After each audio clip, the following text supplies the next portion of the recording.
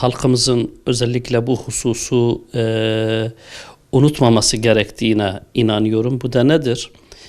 Mescid-ül Aksa'nın biz Müslümanlar için ne ehemmiyeti var, ne önemi var. Bunu kesinlikle halkımızın kavraması lazım, halkımızın gündeminde bunu tutması lazım, unutmaması lazım. Mescid-ül Aksa her ne kadar Filistin toprakları içerisinde bulunsa bile sıradan bir toprak parçası değildir. Mescid-ül Aksa bütün Müslümanların ilk kıblesidir. Bütün Müslümanlar için mukaddes olan bir mekandır. Allahu Teala bunu ayet-i kerimeyle, Peygamber Efendimiz sallallahu aleyhi ve sellem hadis-i şerifle bunu beyan etmiştir. Dolayısıyla bu bizim için akidevi bir meseledir. Bu bizim için inanç meselesidir. Bu bizim için İslami bir değerdir. Bütün Müslümanların Mescid-ül Aksa'ya, Kudüs'e bu gözle bakması lazım. Ve Mescid-ül Aksa bizim herhangi bir mescidimiz bizim için ne kadar emanetse hepimize emanettir. Daha da önemli olarak emanettir.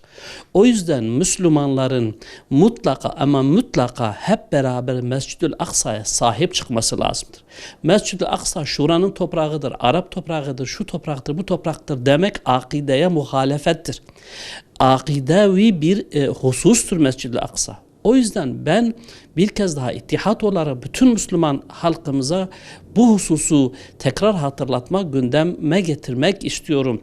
Mescid-ül Aksa'ya önem verelim. Biz Mescid-ül Aksa'dan dolayı Allah'a hesap vereceğiz.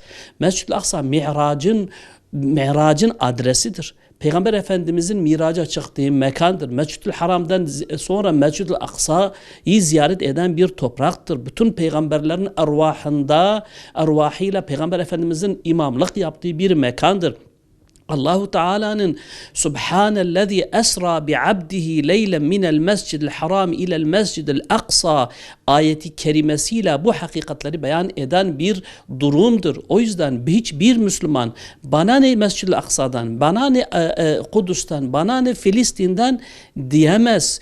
Bunu kesinlikle etmemiz lazım, bilmemiz lazım ve her birimiz bunu çocuklarımıza, ailemize, insanlarımıza namaz kadar, oruç kadar, hac kadar, herhangi bir akidevi mesele kadar bu işin üzerinde durmamız lazım. Hatta ve hatta Diyanet İşleri Başkanlığı, Milli Eğitim Bakanlığı, bütün medreseler, ulemamız bu hakikati bu nesle anlatması lazım.